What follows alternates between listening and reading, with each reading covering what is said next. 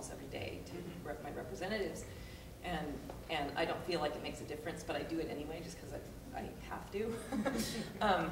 But just in relation to this conversation about community, in Portland we actually have a lot of opportunities to participate. In my neighborhood we actually participate in growing our own food, and so we have a very vital community. It's not just talking to our neighbor, it's talking to our neighbor and sharing our seeds and our seedlings and this and that. And I think part of why we have that vital community is that half of us don't watch television.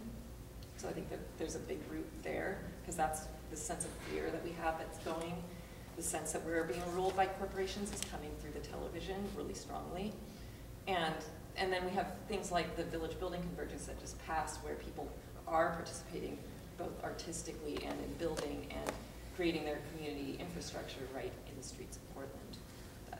That's one thing that actually has been bringing more and more Portlanders in every year. I think that's a very good thing, but I think one other problem all across the U.S. Within discussions like this is what you're talking about when you're talking about community. I think for a certain segment of people in Portland, that's a wonderful community, and it's extremely beneficial, but for other segments it's not going to be. And to be able to find ways that all of these various communities create the larger community that is Portland, and then it gets back to the whole idea of Portland as liberal. I mean, like, there are varying degrees of what that could be, and I think it's so easy to just end the conversation there.